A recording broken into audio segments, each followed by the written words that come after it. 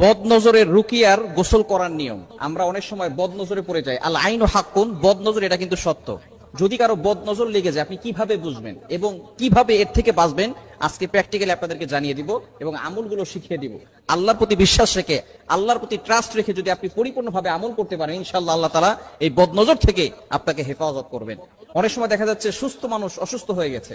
আপনার ছোট বাচ্চা খুব সুন্দর করে হাসাহাসি করে, ছোট বাচ্চা খাওয়া দাওয়া ঠিক মতো করতেছে, হঠাৎ করে খাওয়া দাওয়া বন্ধ করে দিয়েছে, শরীরে শুকিয়ে যাচ্ছে, মেয়েটা কথা শুনে না, অনেকের বিয়ে হচ্ছে না, এটা বদনজরের কারণে হতে পারে। কেননা আল আইনু হাক্কুন, বদনজর এটা সত্য। নবীজি সাল্লাল্লাহু আলাইহি ওয়াসাল্লামের জামানায় কিন্তু এরকম হয়েছিল।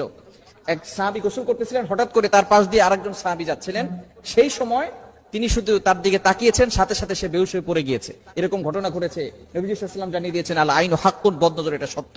এখন এই বদনজর যদি আপনার ভিতরে থেকে থাকে, আপনার খেতে ভালো লাগে না, অসুস্থ হয়ে যাচ্ছেন, দিন দিন শুকিয়ে যাচ্ছেন, কোনো কাজে ভালো লাগে না, ব্যবসায় লস হয়ে যাচ্ছে, বিভিন্ন ধরনের সমস্যা আমাদের ভিতরে থাকে, বিশেষ করে স্বামী স্ত্রীর ভিতরে ঝগড়া লেগে থাকে।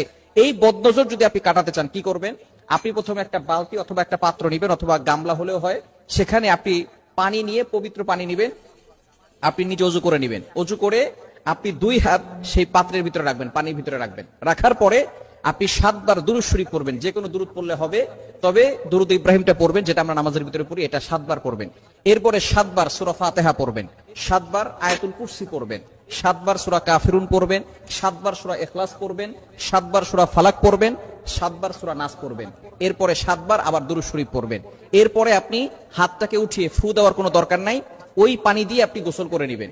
ইনশাআল্লাহ আল্লাহ পাক রব্বুল আলামিন আপনার বদনজর দূর করে দিবেন। খুবই চমৎকার একটি আমল। এই আমলটি করে অনেকে ফায়দা পেয়েছেন, আপনিও ফায়দা পেতে পারেন যদি পরিপূর্ণভাবে আমল করেন। তবে অবশ্যই আমাদেরকে খেয়াল রাখতে হবে, টয়লেটের ভিতরে ঢুকে এই আমল করতে যাবেন না। বিশেষ করে বর্তমানে আমাদের প্রত্যেকটা ঘরের সাথে সাথে অ্যাটাচড টয়লেট, অ্যাটাচড বাথরুম হওয়ার কারণে দেখা যাচ্ছে যে আমরা ওইখানে গোসল করি, ওইখানেই টয়লেট করি।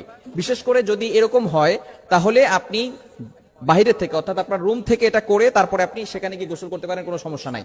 এই পানি দিয়ে গোসল করার পরে অন্য পানি দিয়েও আপনি গোসল করতে পারেন, কোনো সমস্যা হবে না। এভাবে যদি আপনি আমল করতে পারেন, অবশ্যই আপনি আল্লাহর পক্ষ থেকে উপকার পাবেন এবং কোরআনের যে একটা মুজিজা আছে, কোরআনের যে পাওয়ার আছে, এটা আপনি সচক্ষে দেখতে পারবেন যে আল্লাহ পাক রব্বুল আলামিন আপনাকে সকল ধরনের বদনজর থেকে হেফাজত করবেন। আর আয়াতুল কুরসি, চারকুল, এগুলো 5 ওয়াক্ত নামাজের পরে আপনি পড়বেন। তাহলে কেউ ব্ল্যাক ম্যাজিক করে, জাদুটোনা করে আপনাকে কোনো ক্ষতি করতে পারবেন। অনেক সময় দেখবেন এই যে নামাজের পরে আপনি যদি আয়াতুল কুরসি না পড়েন, তাহলে কিন্তু আপনি বিপদে পড়ে যেতে পারেন। কারণ আয়াতুল কুরসি হচ্ছে জিন বলেন, ব্ল্যাক ম্যাজিক বলেন, কুফরি কালাম বলেন, সবকিছুর বড় মহা ঔষধ। সূরা বাকারার 255 নম্বর আয়াত, 3 নম্বর পারার 1 নম্বর পৃষ্ঠার 8, 9, 10, 11, 12, 13 নম্বর লাইনগুলোতে রয়েছে। এজন্য আমরা এই আমলটি বেশি বেশি করার চেষ্টা করব।